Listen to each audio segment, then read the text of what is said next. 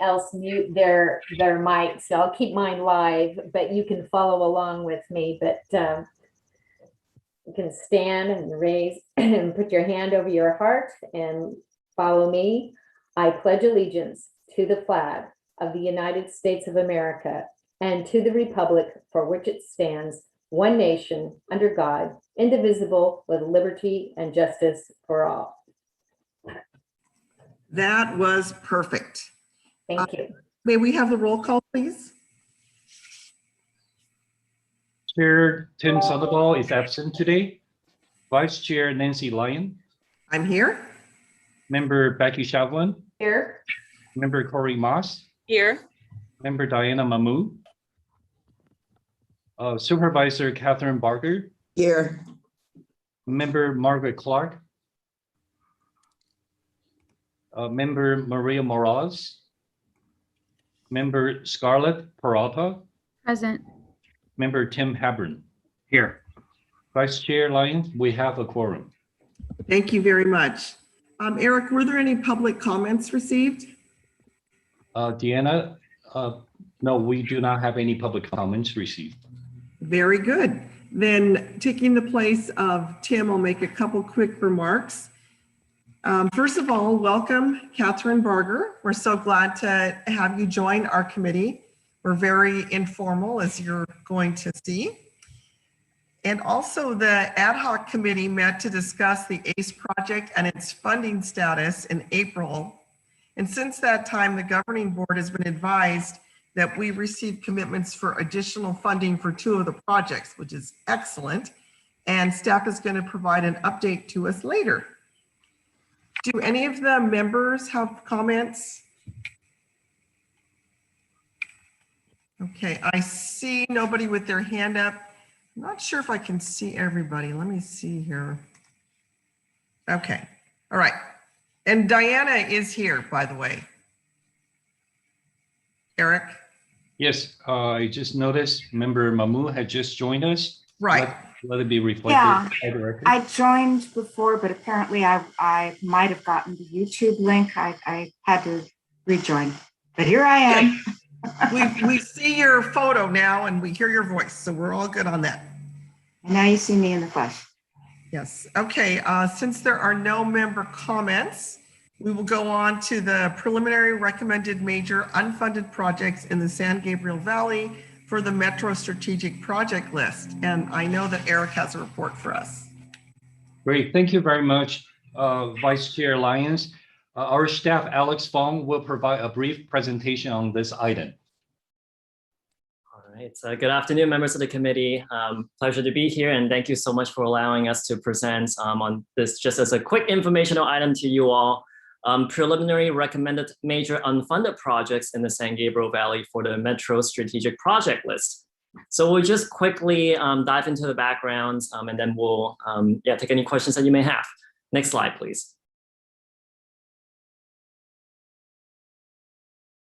So just a summary on the strategic project list at Metro. I believe that the committee is aware that Metro adopted the long-range transportation plan last year, which provides a detailed roadmap for guiding Metro's plan to build, operate, maintain, and partner for improved mobility over the next 3 decades. Next slide, please. And included in the LRTP is the development of the short-range transportation plan, which is a 10 to 15-year action plan that contains the strategic project list. Next slide.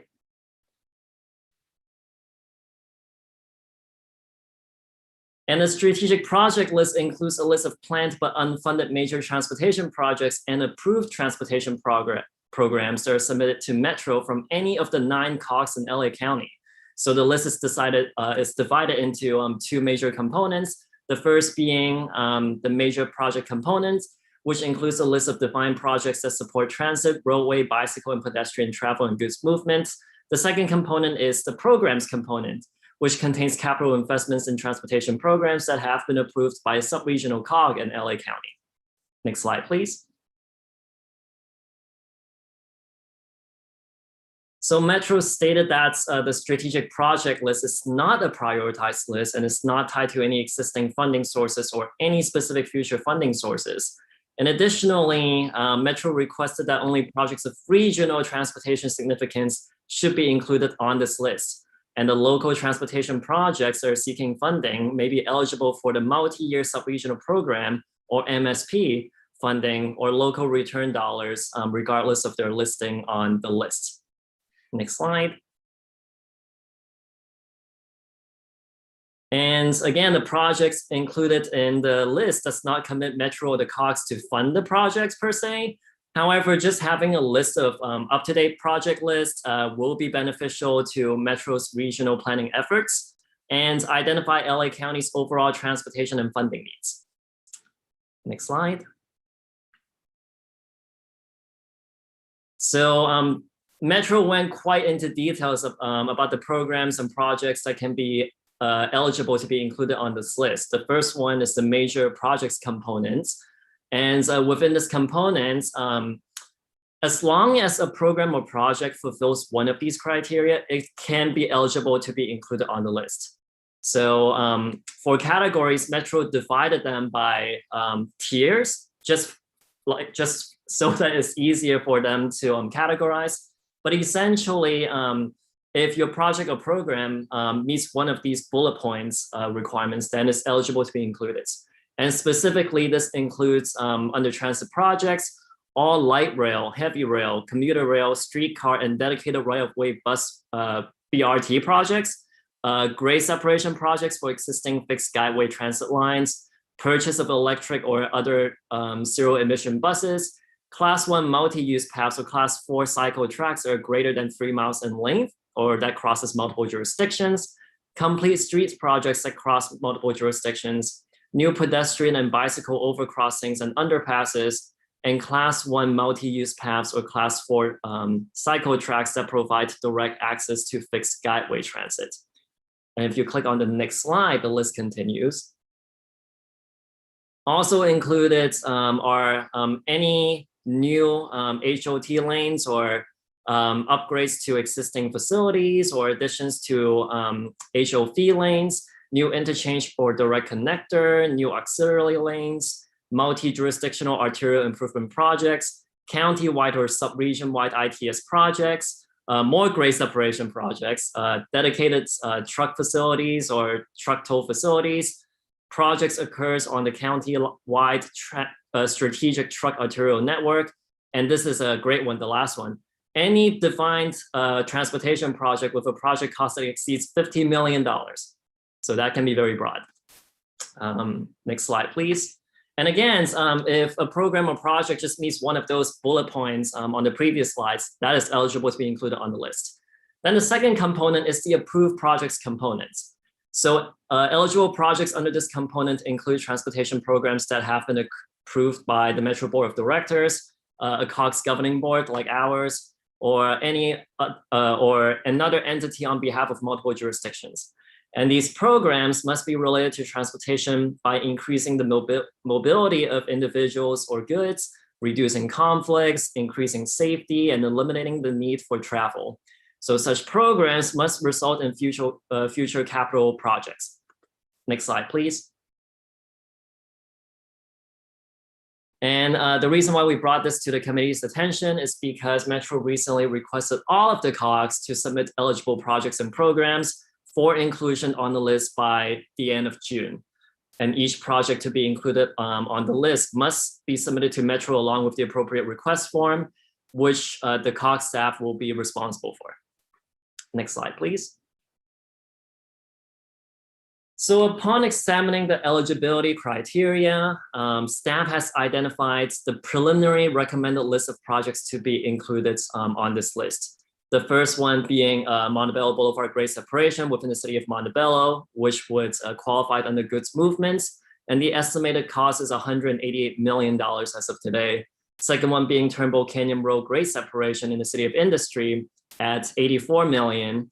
And then we have the Maple Avenue pedestrian overcrossing in Montebello as well. That would qualify under active transportation and goods movement at $26 million. We also have the Pomona at grade crossings under active transportation and goods movement, also at $26 million. Then we have the famous SR 5760 choke point relief project in Diamond Bar under highways at $450 million. And then we also have the I-605 Valley Boulevard interchange improvements in industry, and that qualifies under highways. You can see that the cost here is TBD. The interesting part, actually, if I may just take a pause here, Metro does not require these projects to have the estimated costs within the form. But for the COG, if we have an awareness of how much that project would cost, we will include it just for Metro's reference. And then continuing with the Laverne TOD pedestrian bridge, that qualifies under active transportation and transit at $7 million. Also SR60 I-605 interchange improvements in LA County, and that qualifies under highways. Then we have the North Hollywood Pasadena BRT that Metro is working on under City of Pasadena. That's also under transit. And then included towards the bottom here is the capital projects that may result from the San Gabriel Valley Transit feasibility study. And again, that will fall under approved programming. And given that the study is going to take place over the next year, we just want to include it here just for Metro's reference. Finally, it's the famous Foothill Gold Line extension to Montclair, which is still in need of $450 million. And that will be under transit. Next slide, please. So due to the short turnaround time that Metro has given, our staff is also soliciting feedback from our member cities. So aside from the projects that we've listed that our staff came up with, we're also soliciting feedback and projects and programs from all of our member cities and agencies. And today is actually the deadline for member cities to provide their responses. We've reached out to all of the public works directors and the planning directors, as well as the transportation committee for feedback. And we have received quite a lot of responses for projects. And essentially, staff after today will compile all of them together for the transportation committee to review at the June meeting. And then at the transportation committee's recommendation, the governing board will be adopting the full list at the June governing board meeting. And upon approval, we will submit that list to Metro. Next slide, please.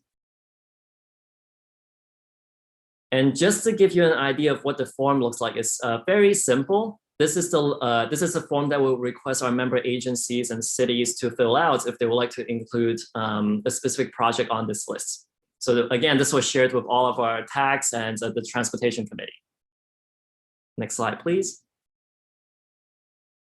And I believe this concludes our updates and presentations, and myself as well as other members of the COG staff are also available to answer any questions. Thank you very much. If you have a question, please put your hand up. And I do see, wait a minute, my screen's changing. I thought I saw, there she is, Ms. Mahmood with a question. Please go ahead. Thank you, Chair. Alex, will the Transportation Committee be asked to prioritize particular projects or just to identify projects to be included in the list? At Metro's recommendations, we're just asked to identify projects at this moment. Will there, at what point, knowing that all of our projects will not receive entire funding, at what point will the governing board have an opportunity to prioritize certain projects? I will defer that to our Director of Government and Community Relations Director, Paul. Thank you, Alex. Right now, as you know, as Alex said, we're not being asked to prioritize, so we're not. I would imagine, and I think what this process seeks to emulate is the process that led up to Measure M. There was an effort by the COG and by all the various COGs actually to establish a mobility matrix of projects that were then evaluated on various indices indicating the ability to reduce emissions, increase mobility, et cetera. And so there was a pretty extensive process that resulted from that required the hiring of a consultant to evaluate these projects we're pretty far away from that, I think, right now. I'm not aware of any potential additional sales tax measure. In fact, I think Metro's kind of capped out under the state maximum for sales tax. But I imagine that if there are other sources of funding, federal, say from the Biden administration proposed infrastructure package or something from the state, that this then could help play into that. So we'll come back to the governing board, absolutely, if there's a prioritization requested. We will bring this pretty extensive list, I think, back to the governing board for some sort of recommended prioritization. But at this point, it's not required. Okay. And then I have a follow-up question, and I'm sorry because this is out of left field, but I have completely lost track of Metro's long-range transportation plan that then gets folded into SCAG's federal transportation into the RTP STS. And I'm wondering what the status of the LRTP is and whether or not this listing will at all inform the development or the status of that LRTP. So my understanding is that the LRTP was adopted by the Metro Board last year. Okay. That's a 30-year planning document. So that's already been adopted. I'm looking to Supervisor Barger. She's nodding her head. Yeah, I think it was. Okay. Yeah, it can be. It could be amended, but it was adopted. Thank you. Thank you. Okay, I see other hands up. So thank you very much, Alex, for the report, and Paul for your add-on. And let's go in then to the Director of Capital Projects monthly report, Eric. Thank you, Vice Chair. Respectfully, I will highlight a few items that have been included in the Director's monthly report. First, I would like to update the San Gabriel Valley Transit Study project status.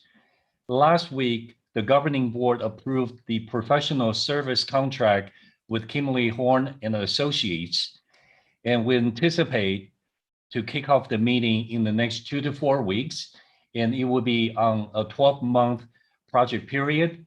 We will bring back to the committee periodically with our findings or on the project status update. Next, we are finalizing the preparation for the request for proposals for the regional vehicle miles travel mitigation fee feasibility study. It is a program that we are getting support from about 25 to 26 member cities to contribute and move this study forward. One thing I would like to emphasize is that this is a feasibility study. It is not, we're not at a point that we are going to introduce a regional VMT mitigation fee. We are simply looking at what does it take to get the program going and what are the institutional requirements and legal requirements. So this RFP is anticipated to be released to consultants by the end of this month. And again, it will be, it is envisioned as a 12-month study. Next, I would like to provide additional information on our coordination effort with the Union Pacific Railroads. And I want to thank Member Mahmood. During my pre-committee meeting, Member Mahmood inquired that I provide some additional clarification in case we are making some headways with Union Pacific. I'm very pleased to report that the 100% design for the Fullerton Road grade separation project was approved last week by Union Pacific. Staff will transmit the final issued for construction, IFC, to Union Pacific for their signature. And with their approval on our 100% design plan, we are really, really pleased that a significant delay risk for the construction completion has been eliminated. Additional update on Union Pacific coordination on our two other projects will be reported by our 2 other project managers during their construction activities update. Next, Paul Hubeler will provide a brief update on our project submissions in response to the congressionally directed funding opportunities. Paul? Thank you, Eric. So after a 10-year hiatus, Congress this year determined that they would move forward, or at least the House did, House of Representatives move forward with earmarking both the annual appropriations bill as well as the multi-year surface transportation program bill.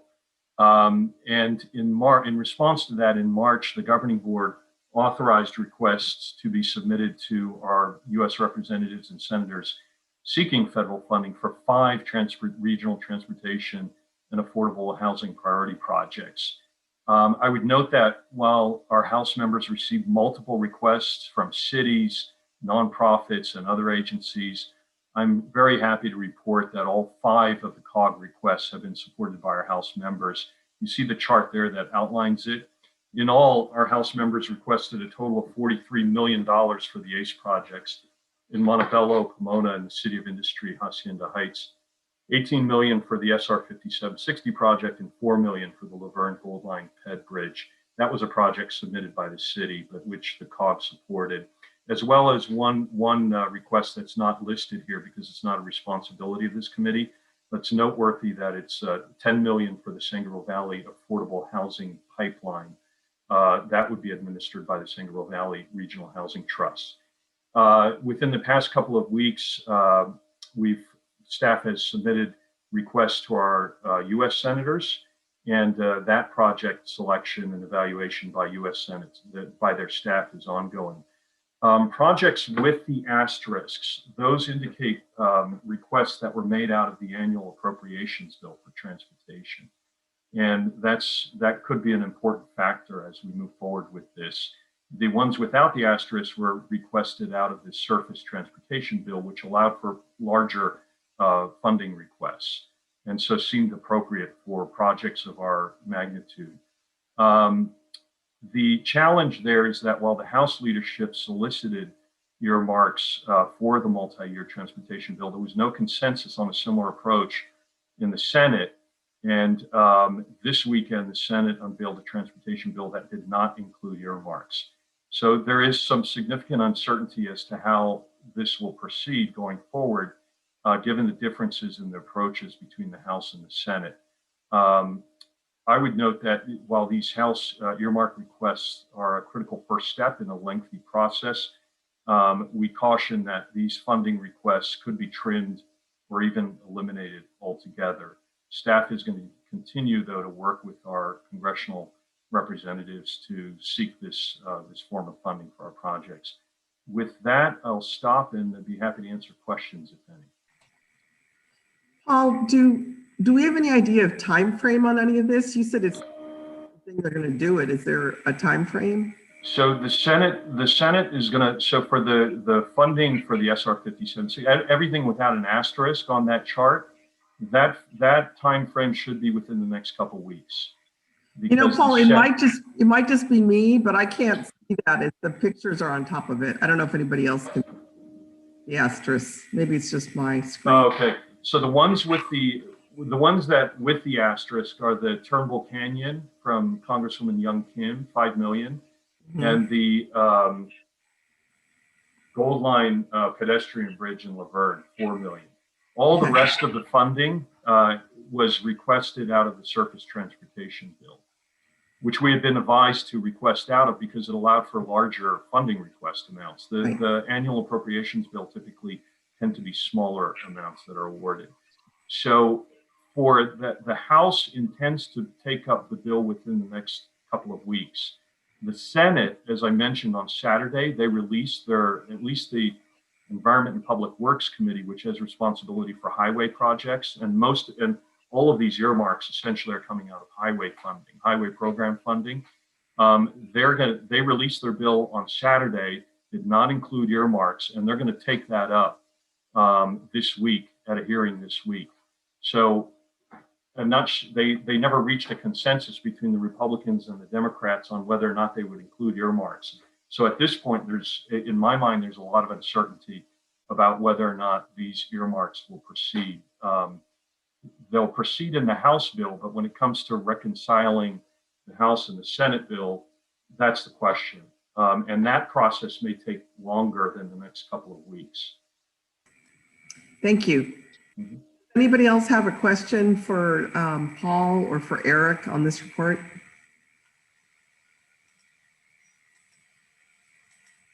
Thank you. Was Eric's report complete?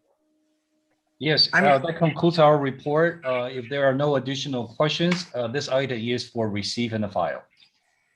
I do have a concern that I wish to express. It wasn't covered by Eric, but in the written report, he indicates that he still plans to continue negotiations with Berg, who is currently our construction manager, and was our construction manager throughout the prior dispute with Shimmick. And he's proposing to move forward to allow Berg to form a joint venture with another construction company, Griffiths. And I want the rest of my committee members to know, I know some of you were on the committee previously when we approved the termination agreement with Shimmick and agreed to settle. And we further agreed that we would not tender performance to the performance bond surety. And those of you who are on the committee hopefully remember that I expressed grave reservation about not tendering performance after our contractor walked off the job to the contractor's surety. This is typically what's done, but because staff and our outside counsel and our general counsel all recommended that we not do that, and we instead pursue a settlement agreement, which we ultimately did approve with Shimmick, and just move on and set out subsequent bids, well, prepare another bid for completion of the work. I went along with it. I have to say, in this instance, my heart, as well as my mind, tells me to strongly object to including Berg. And the reason I do so, for those of you that don't have a construction background, some of you know that I spent several decades of a prior life as a public works lawyer. And staff very helpfully, if you look on page 22 of 36 of our agenda packet, in staff's request for approval of a task order with answer advisory for construction management services, staff will explains the function of a CM. And in layperson terms, basically, a construction manager is basically the eyes and the ears, as well as the personal representative, and in legal terms, the fiduciary of the owner. They step in, they represent the owner on a construction project. And so they're responsible for ensuring the general contractor and subcontractors construct as the project as designed, submitting complete and accurate schedules for approval by the owner, in this case COG, and adhering schedules throughout the project. The paragraph then goes on to further detail the responsibilities of a construction manager. But I want you all to know that I have made it very clear to staff, I absolutely will not approve allowing Berg, who is currently our fiduciary on this project, to become a counterparty to us. This is unprecedented. Diana, I don't think that's what's under consideration here right now. I think this is just for information purposes only. I don't think there's a decision point right here. There's not, but I want to be very clear with the rest of the committee, as I have been by staff, just so that someone doesn't think I'm sandbagging. I want the rest of the committee to know, as I have already alerted staff, that I strongly oppose allowing Berg to form a joint venture with Griffiths and become a counterparty to us. Okay, I think that's noted. I don't know that there's anything else that we should do right here, right now. Is that okay with you if we move on? Yes, I just wanted to give a heads up to everyone Okay. about my very serious concern. I think, Chair Lyons, this is David DeBerry, General Counsel, and Member Mahmood has voiced all those concerns. And one of the things that we will be bringing, because there are the conflicts of interest that she raised are real and they have to be addressed. So when this matter comes before the committee in June, we're in the process of developing a matrix, essentially outlining the benefits and burdens of entering into this joint venture with Berg. And those conflicts are real and they need to be addressed. And staff will make the presentation along with its recommendation. And if the committee agrees with staff, that's the direction we'll move. If not, we'll have to move in a different direction. thank you very much, Mr. DeBerry. And thank you, Ms. Mahmood, as well. Okay, let's see here. I think we're here now. Maybe item number 8. Now we have the minutes. Is that correct? Have I lost my place here? It's going to be item number 8 on construction project progress reports. Okay, thank you. May we have that, please? Great. Thank you, Vice Chair. Now I'm going to ask Renee Cornell to update the Durfee Avenue grade separation project, followed by Charles Tan on the Fairway Drive grade separation project. Hello, good afternoon, committee members. For the Durfee construction project, construction continues. On the north side, we're continuing the civil work. We had in the last couple of weeks placed concrete for the roadway section, and now we're placing the concrete for the driveways to the local businesses. Next slide. This shows the progress on the north side of the project. Both retaining walls are being placed. On the west, you can see how the concrete wall has been placed. It's pretty much done. And now on the easterly side, we're working on it. The bridge, the first phase of it is completed, and now Union Pacific is on site, and they are placing the track over the new bridge. In the next couple of weeks, they're going to do the cutover, and it'll be pretty exciting for the project, a huge milestone. Next slide. And in this picture, as you can see, we're placing the structure backfill behind the wall. Once we do that, we can remove the shoring and the wall remains in place. We're also doing mass excavation. You can see the street starting to take shape. And that concludes the presentation for the Durfee project. I can take any questions. Thank you very much. I just have a note here that Margaret Clark has a raised hand.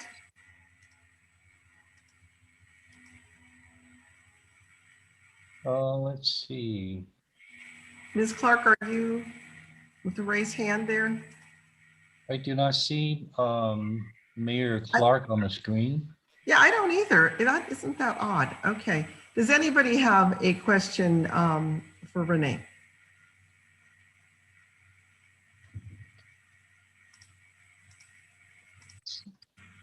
Okay. I don't see any hands raised. And seeing now, we have next project update by Charles Tan. Thank you, Eric. Nancy?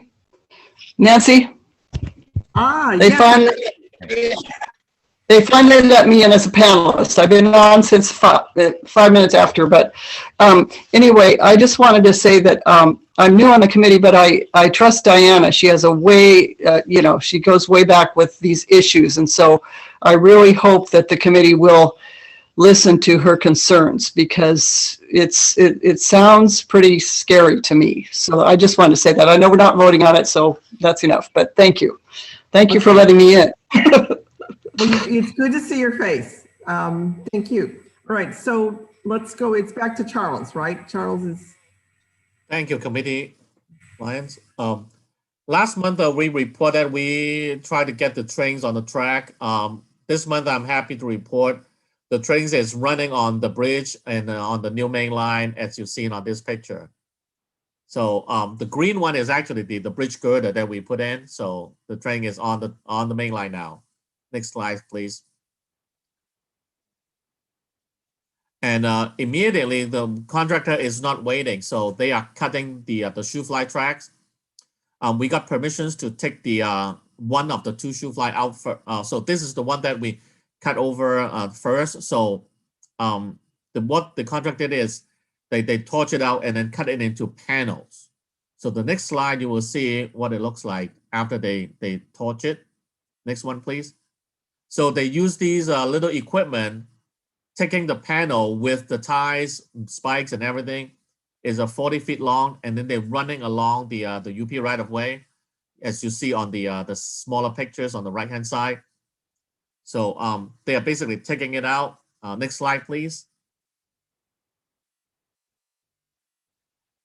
And this is like the fairway bridge adjacent to it. So we have a forklift waiting on the other side. So they are taking the panel out. And the next one you will see, next slide, please.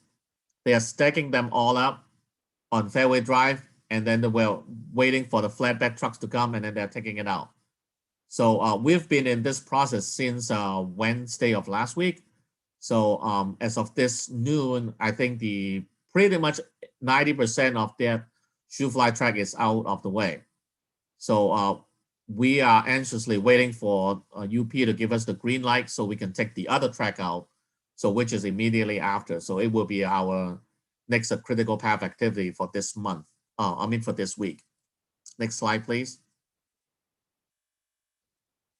So, and then the other crew is working on the irrigation meters along Fairway Drive, north of the Business Parkway intersection. So they are prepping the area for the upcoming paving, so which is planning to be happening in June.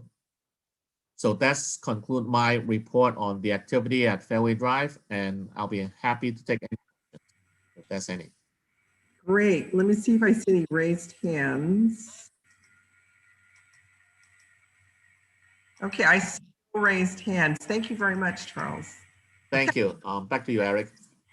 And Vice Chair Lyons, before I move on to the next item, I just also want to introduce our newest team member, Charlotte Stadelman. Charlotte is recruited, and she joined our team around 2.5 weeks ago. She is our new capital project coordinator. She will be supporting all 3 project managers on all aspects of project coordination. As I met with different committee members before this committee meeting, some of you have had reminded us how important and how much you pay attention to our coordination with our stakeholders, specifically on Union Pacific. So I do want to, again, here to introduce Charlotte, and she will be the one who really help us to stay on track and be aggressive, be collaborative, and get our projects continue to move forward. And with that, Vice Chair, the next item 9, is approval of the Capital Committee meeting minutes of last month. Thank you very much. Do we have a motion on the minutes? Move to approve Moss Industry. Second. Hepburn. Second Hepburn, right? Yes. Okay, good. Would you take the roll, please, Eric? Certainly. Vice Chair Lyons. Yes. Member Shevelin. Yes. Member Moss. Yes. Member Mahmood. Yes. Supervisor Barger. Yes. Member Clark. Yes. Member Morales. Member Peralta. Member Peralta. Yes. Member Hepburn. Yes. Vice Chair, the item is passed. Thank you so much. Now we move on to the approval of the annual task orders and amendment for support services, please. Eric? Thank you, Vice Chair. Staff is recommending the committee's approval for amending contracts or issuing annual task orders for 13 professional services to support our ongoing construction projects. The performance period is from July 1st, 2021 to June 30th, 2022. The issuance of task orders based on the projected needs by project during the upcoming fiscal year has been the standard agency practice. While each firm receive a not to exceed contract amount, they will only perform work and they will only perform work and be compensated with staff authorization. With the committee's approval, we will also set aside a 10% contingency for each of the task order amount in accordance with the agency's procurement process and procedure. At the end of the performance period, any remainder or unused contingency will not be carried forward to the following fiscal year. Then the same process will repeat itself. A summary of work that may be performed by each firm is provided in the report. And I do want to apologize that we did not include the detailed task order for each contractor or for each firm due to the fact that that would add this report to over 200 pages with many paperwork. But if you have specific interest on any particular firm's performance or work, I will be glad to answer any questions you may have. That concludes my brief presentation.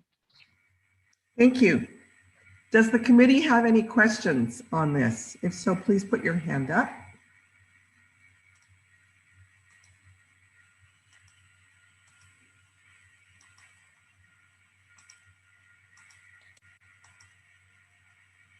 Okay, I see no hands up. So may I have a motion, please? I'll move it, Barger. Thank you. Second, Moss. Thank you. Could we have roll call, please? Sure. Vice Chair Lyons, Yes. Member Shevlin, Yes. Member Moss, Yes. Member Mahmood, Yes. Supervisor Barger, Yes. Member Clark, Yes. Member Morales, Member Parata, Yes. Member Hepburn. Yes. Vice Chair, the item is passed. Excellent. Okay, we're now ready for item number 11, the approval of task order 2 with answer advisory. May we have the report, please, Eric? Thank you, Vice Chair. Staff is recommending the committee's approval for issuing task order number 2, not to exceed $4,054,805 to answer advisory for providing construction management services for the Diamond Bar Golf Course project. It is the first phase of the State Route 5760 Confluence Choke Point Relief Program. I'd like to provide a brief background related to Answer Advisory's existing contract. On November 16, 2020, the committee approved staff recommendation for selecting Answer Advisory as the construction manager for this project. And at that time, the committee approved task order number 1 for pre-construction activities. At the time, the task order for construction management services was not awarded. In the last couple of months since Answer came on board, Answer Advisory was involved in the final design plan preparation under task order 1. The invitation for bids for the golf course construction activity is underway. Therefore, we requested Answers a cost proposal for the construction management services. After several negotiations on the existing scope of work and the cost, staff agreed to the proposed amount for managing the approximately $14 million construction activities. We determined that the proposed cost as fair and acceptable. Therefore, and in addition, Answer is committed to meet an 8% small business enterprise goal set forth in this contract. That concludes my report, and I will be glad to answer any questions you may have. Thank you. If you have a question, please put your hand up.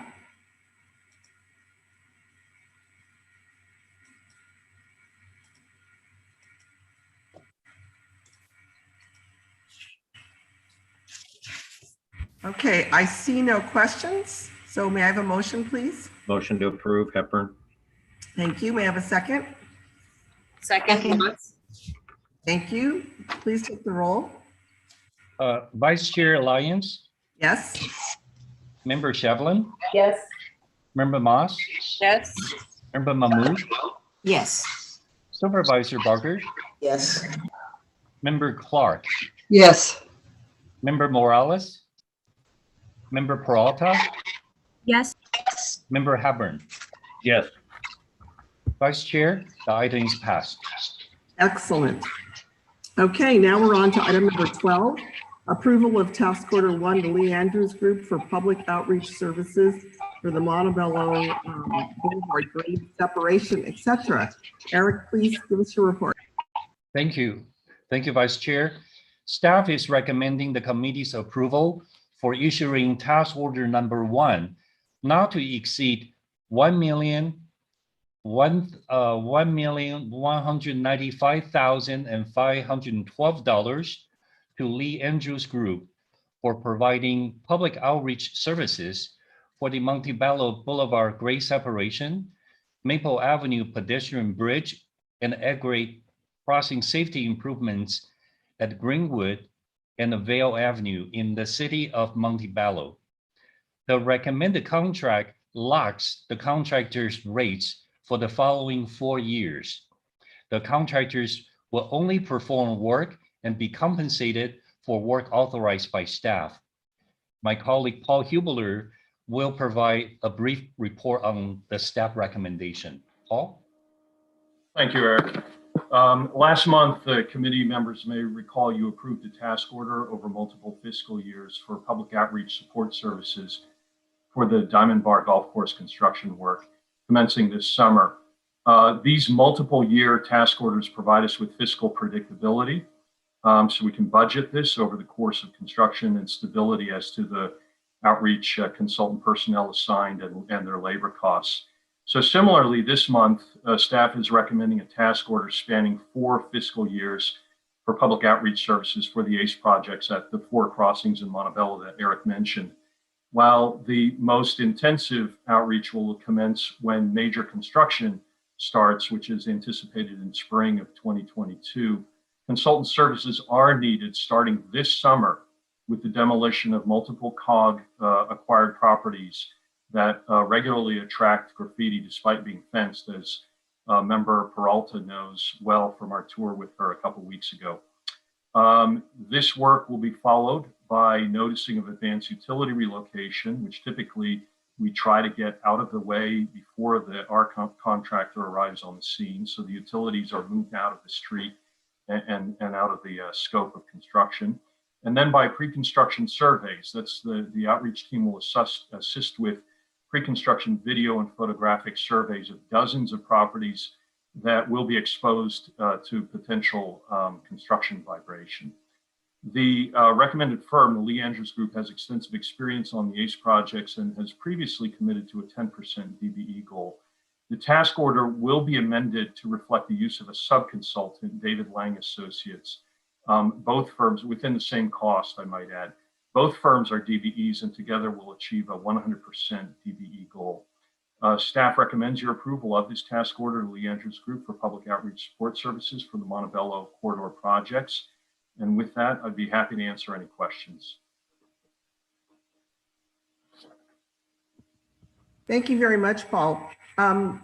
So I guess let me ask, first of all, it's a multi-year contract, but we're only going to pay for what we actually use. So if we only use half of this, we only pay for half. Absolutely. Yeah, it's only upon direction from COG staff. For instance, the start, we're going to have this consultant work on the notices relating to demolition.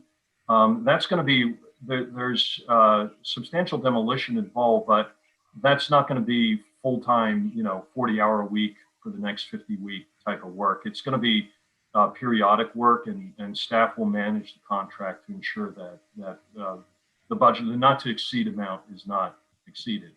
Exceeded. Okay. Thank you. I see Mood has a question. Diana? Yes. So a couple of questions. Do I understand that Lee Andrews Group is itself a DBE? Is that correct? Yes. Okay. And what percentage of the Montebello project, including the pedestrian bridge, is funded? We're currently, the pedestrian bridge is not funded at all. It's at, that's about a $25 million project. Right now, the estimates on the funding for the Montebello project range between, it depends on where Fullerton comes in, frankly, because we've had to shift local funds that were previously programmed for the Montebello project to the Fullerton project in anticipation of additional costs on that project. So right now, my estimate is between $40 to $60 million remaining in construction phase costs that are not funded. But staff, I want to assure you, staff is working very diligently on securing funds. As you heard earlier in the meeting, we were successful in securing $15 million for this project, the maximum allowable to any one project under the Section 190 program. We're also going to continue to pursue the $500 million that the governor has announced he would like to make available for grade separation projects out of general fund surplus. Eric and I are meeting with the state this week to talk about eligibility for this project and for our agency.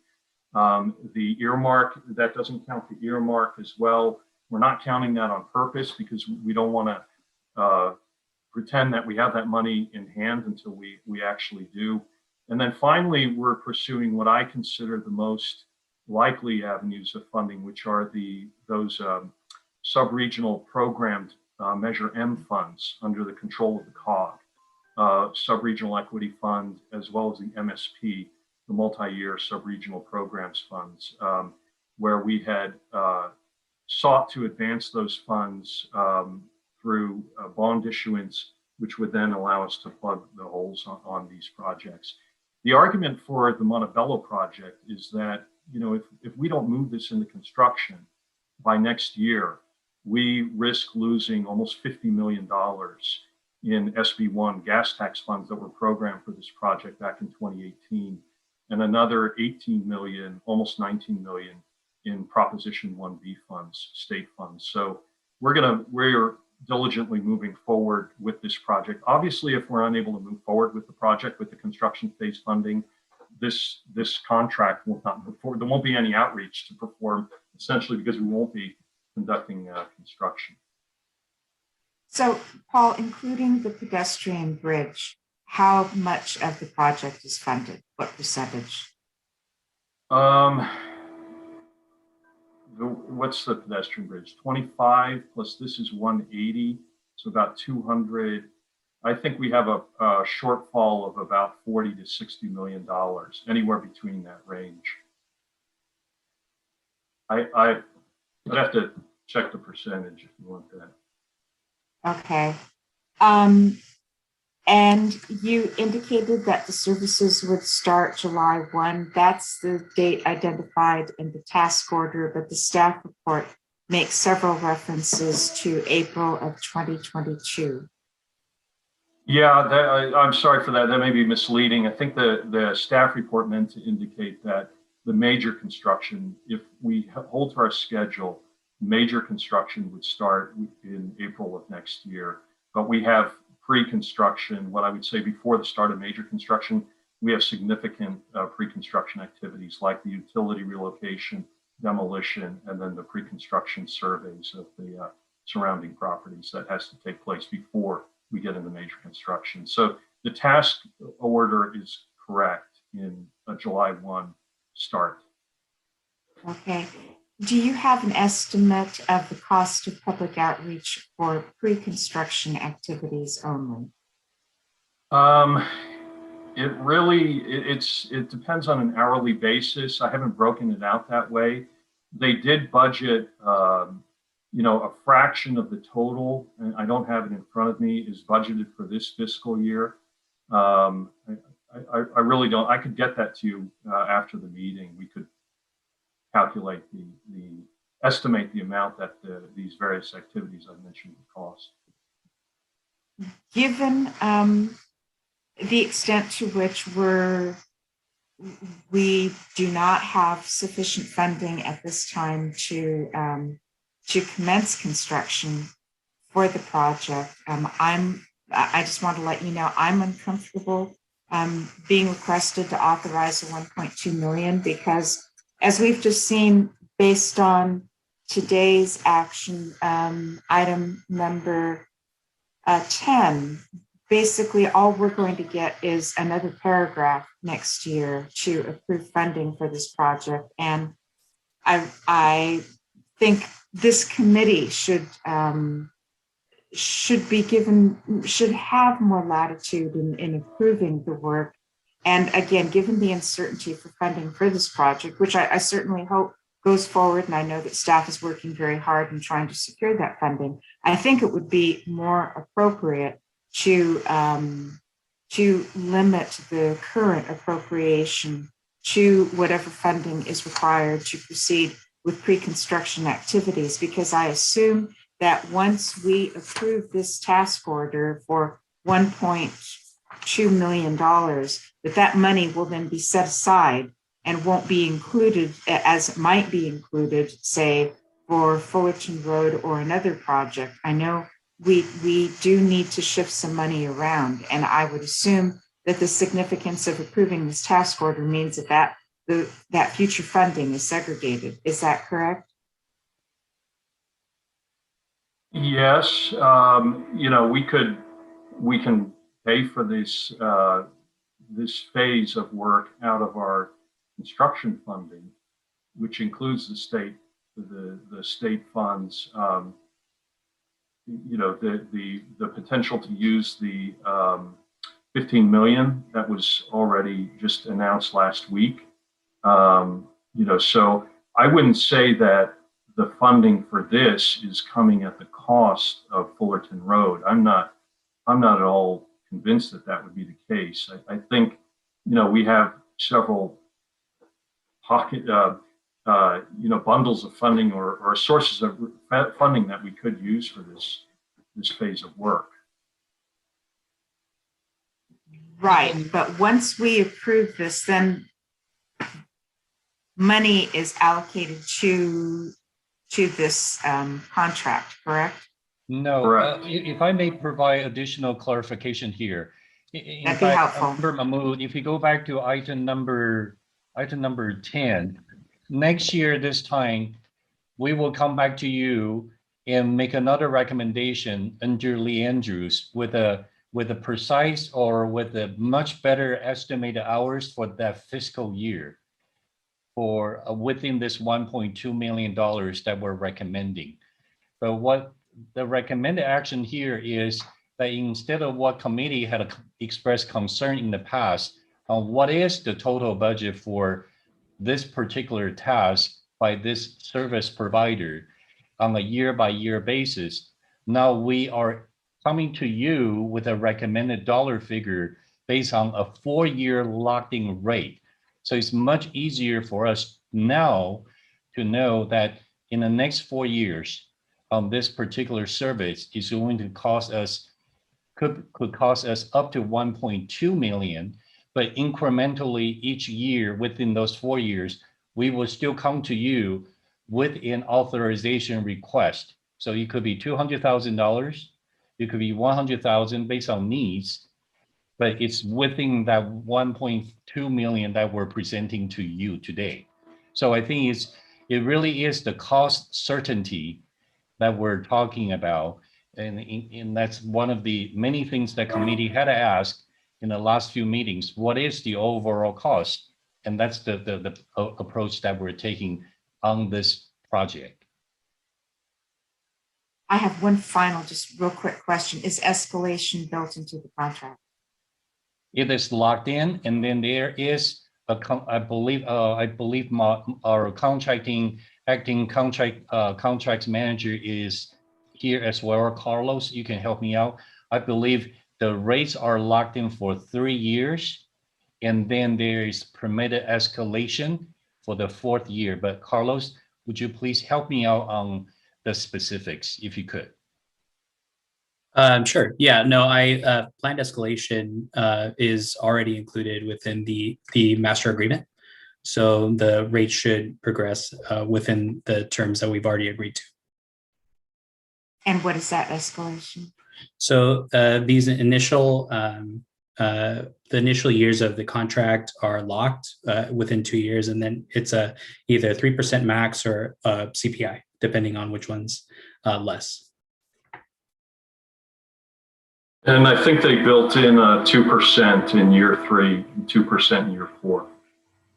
So it's a way for us to, this was something that an approach we've taken at the request of the project managers for this, to allow greater predictability in terms of both the overall cost of the project over multiple years, the ability to retain a specific consultant team by offering that sort of predictability, which I think has been important to our success with the outreach, that we have continuity of personnel, and then this locked-in labor costs, at least for the first 2 years. Thank you. Is that it, Chair or Committee Member Mahmood? Yes, I have no further questions. Okay, thank you. I see Committee Member Hepburn next.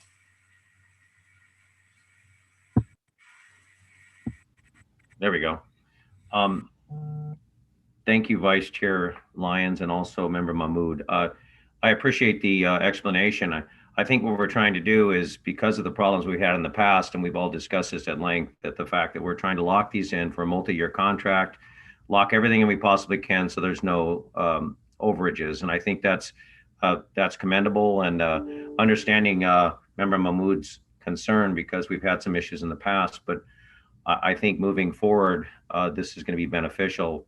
And like you say, it's basically pay as you go, which is very important. The fact that you only pay what you use. And the funding part, we're in a very odd time right now. I'm going to be extremely positive and say that we're a different administration at a different time. And I appreciate Mr. Hubler's pushing on this. And I think that I'm going to be very positive and say that funding's going to come our way. It sure sounds like that. And with our supervisor and everybody else in our area with great separations and all these projects, it just looks like a good time for us. But I do support the fact that we're looking ahead and trying to save money in the long term, locking up contracts that we can do now. So just a comment, but I appreciate what staff's doing. But I think we're looking at to be cost effective and also lock them in as much as we can. Thank you. I love it. Lock them in. Okay, I think I saw Committee Member Shevlin's hand up. Was that up? I did, but it was just it's already been addressed, so I didn't want to repeat. Thank you. Okay.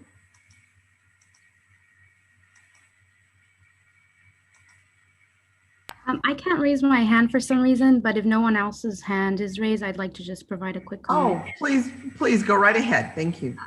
Yes, and I just want to concur with Member Hepburn.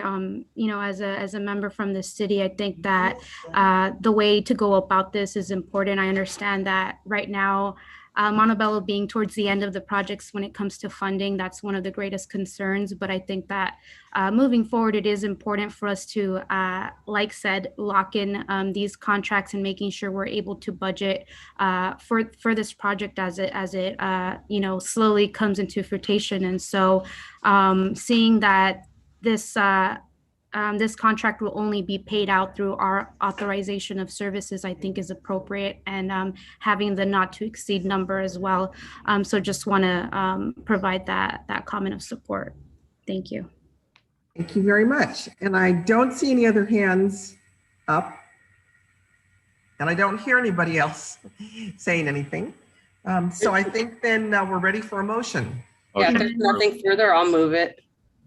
Okay, moved by Moss and seconded by Hepburn. Would you take the roll, please? Certainly. Vice Chair Lyons? Yes. Member Shevlin? Yes. Member Moss? Member Moss? Yes. Member Mahmood? Yes. Supervisor Barger? Yes. Member Clark? Yes. Member Morales? Member Parata, Yes. and Member Tim Hepburn. Yes. Vice Chair, the item is passed. Thank you so much. It brings us to item number 13, approval of task order 3, revision 4 with Rail Pros for design support during the construction services of Pomona at grade. Eric, please give us the report. Sure. Thank you, Vice Chair. Staff is recommending the committee's approval for issuing task order number 3, revision number 4, not to exceed $129,000 and $904 to Rail Pros for design support during construction services for the Pomona at-grade crossings safety improvement project. I'd like to provide a brief background related to Rail Pros' existing contract, specifically related to task order number 3. In March 2018, the committee approved staff recommendation for issuing task order to Rail Pros in the amount of $1.499 million to complete the design at 5 crossing locations. Revision number 1 was issued in the amount of $37,000 due to additional utility investigation necessary. We then issue revisions number 2 and 3 for time extension only in May 2019 and February 2020.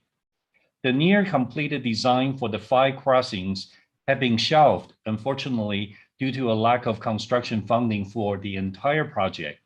However, recently we received great news from Caltrans on their approval and allocation of Section 130 funding that is sufficient for constructing 1 location.